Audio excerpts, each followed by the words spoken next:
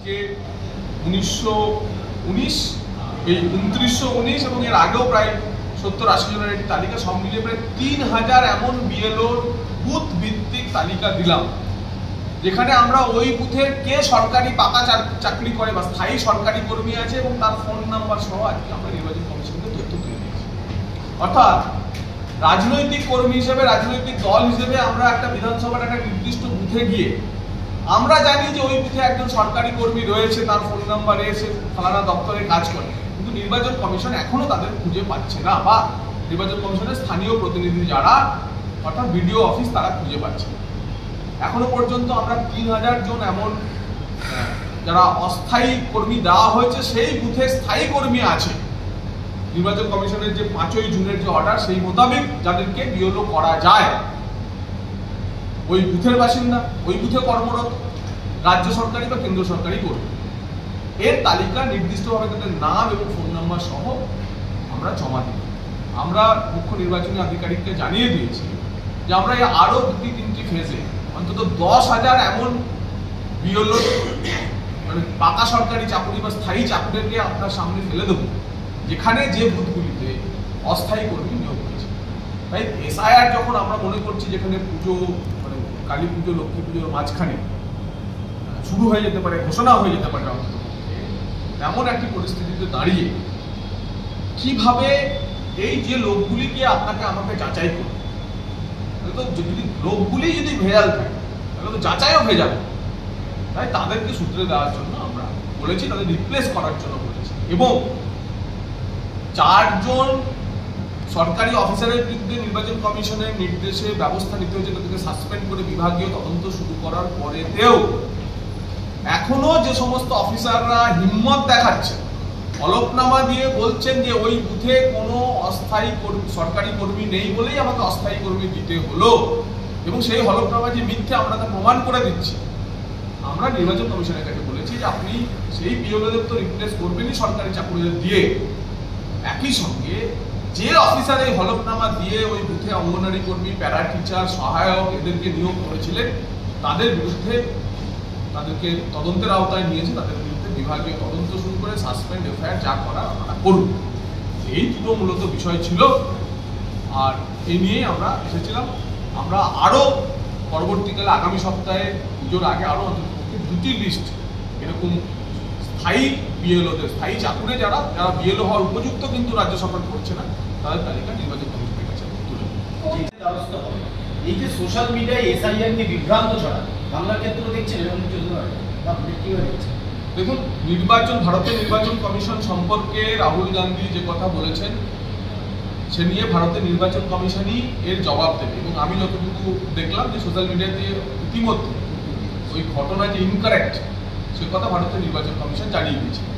এবং রাহুল গান্ধী যে voter list নিয়ে বলেছেন যে এই বছরে সম্ভবত 2022 বা 2023 সালে কোনো একটি কেন্দ্রের ভোটার লিস্টে উনি বলছেন যে এই ভোটার লিস্টে গোলমাল হয়েছে, কিন্তু ঘটনাচক্রে দেখা গেছে সেই ভোটার লিস্টের উপর যখন ভোট হয়েছে সেখানে বিধায়ক যিনি ছিলেন তিনি বিজেপি বিধায়ককে হারিয়ে কংগ্রেসের বিধায়ক জিতে এসেছেন।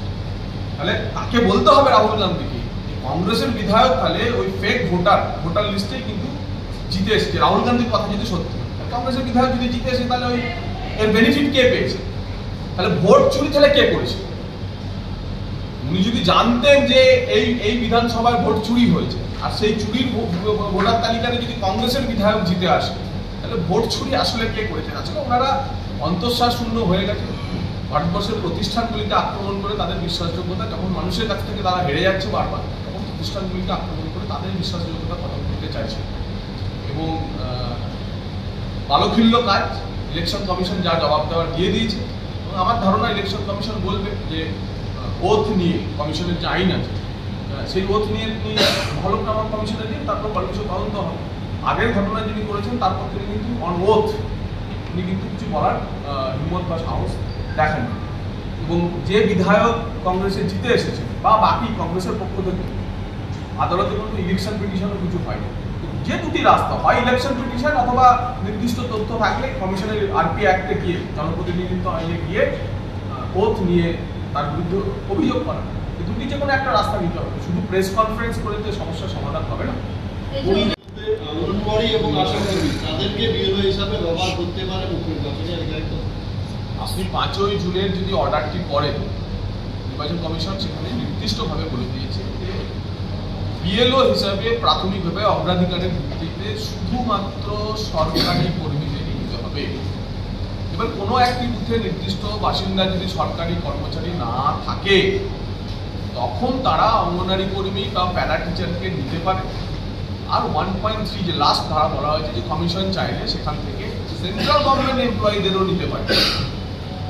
কিন্তু ওখানে যে সরকারি কর্মচারী নেই, সেটা সংশ্লিষ্ট এলাকার এইআরও এবং ইআরও কে হলফনামা দিয়ে সার্টিফাই করতে হবে। হলফনামা দিয়ে বলতে হবে যে আমি অমুক বুথে, অমুক বিধানসভার অমুক বুথে একজনও সরকারি কর্মী পেলাম না, তাই আমি অস্থায়ী কর্মী হিসেবে অঙ্গনারী কর্মী বা প্যারা টিচারকে নিয়োগ করেছি। আমরা তো মূলগতভাবে নির্বাচন কমিশনের এই নির্দেশকেই চ্যালেঞ্জ করে বলছি যে আপনাদের এই নির্দেশ থাকার পরেও আমরা ওই বুথে সরকারি কর্মী খুঁজে পাচ্ছি, আপনারা কেন পাচ্ছেন না? শাসক দলের ইনফ্লুয়েন্স আছে এই যে নামের তালিকা খুঁজে না পাওয়া, মানে অস্থায়ী নিয়োগ করে দেওয়া, শাসক দলের 100% শাসক দলের প্রভাবেই এই তালিকা তৈরি হয়েছে।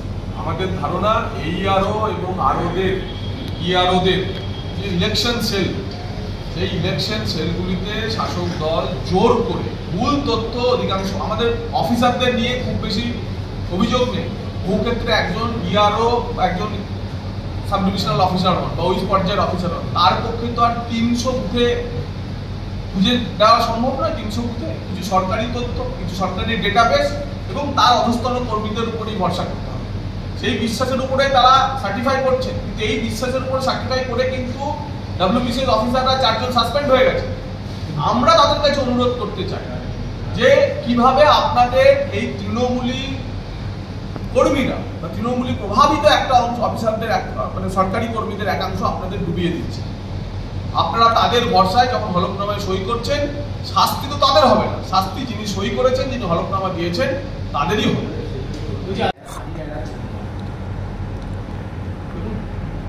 বারবার হাজিরা মানে এড়িয়ে যাওয়ার ফলে একটি ঘটনা তো ঘটলো। একজন পশ্চিমবঙ্গ সরকারের একজন মন্ত্রীর বিরুদ্ধে তদন্তকারী সংস্থা ইতিমধ্যে চার্জশিট দিয়ে দিল। তদন্ত প্রক্রিয়ার যা অনুসরণ করা, একজন দেশের সাংসদ আশা করবো তা অনুসরণ করবে। অনুসরণ না করলে যাওয়া হয়েছে, তদন্তকারী সংস্থা না করবে। শামশেরগঞ্জে যে ঘটনা ঘটেছিল দুটো গোষ্ঠীর মধ্যে, সেখানে কেন ক্ষতিপূরণ নয় দুর্গাপুজোর আগে এই প্রশ্ন তুললেন বিচারপতি সোমেন সেনের ডিভিশন বেঞ্চ। রাজ্যকে রীতিমতো তিরস্কার। শামশেরগঞ্জে দুটি গোষ্ঠীর মধ্যে কোনো সংঘর্ষ হয়নি। শামশেরগঞ্জে হিন্দু নিধন হয়েছিল, হিন্দুদের বাড়িতে অত্যাচার করেছিল একটি নির্দিষ্ট গোষ্ঠী। সংঘর্ষ তখনই হয় যখন একে অপরের সঙ্গে মারামারি করে। শামশেরগঞ্জের ঘটনায় হিন্দুদের উপর এথনিক ক্লিনজিং এর কথা বলে হিন্দু পরিচয়ের জন্য তাদেরকে মারা হয়েছে। বিচারপতি যদি তাদের ক্ষতিপূরণের কথা বলে থাকেন, ন্যায্য কথা বলেছেন। দেখতে যে যদি জনবিন্যাসটা অন্যরকম হতো, এই রাজ্য সরকার এবং এই রাজ্য সরকারের মুখিয়ারা নিজে গিয়ে ওখানে ঘটনা 7 দিনের মধ্যে ক্ষতিপূরণ দিয়ে বিএলওর তালিকা ছিল, সেই বিএলওর তালিকাতে তৃণমূলের সক্রিয় কর্মীদেরও বিএলও করে দেওয়া হয়েছে। অথচ ইলেকশন কমিশনের নোটিফিকেশন বা গাইডলাইনে তার কোথাও নেই। 80% ছিল অস্থায়ী কর্মী। একদিক দিয়ে ইলেকশন কমিশন নিশ্চয়ই ধন্যবাদ প্রাপ্য তাদের যে অন্তত এবার 80,000-এর মধ্যে 55,000, 60,000 তারা সরকারি কর্মী খুঁজে পেয়েছে, কিন্তু এখনো 20-25,000 তারা অস্থায়ী কর্মী বা টেম্পোরারি ওয়ার্কার দিয়েছে।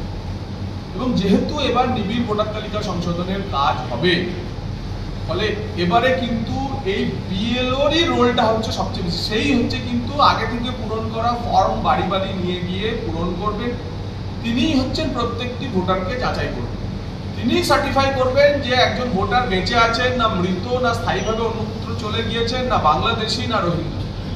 এমন যে বিএলও, যে লোকটি হচ্ছে নির্বাচন কমিশনের প্রতিনিধি হয়ে আপনার আমার বাড়ি যাবেন, সেই লোকটির বিশ্বাসযোগ্যতা হচ্ছে এখানে সরকার।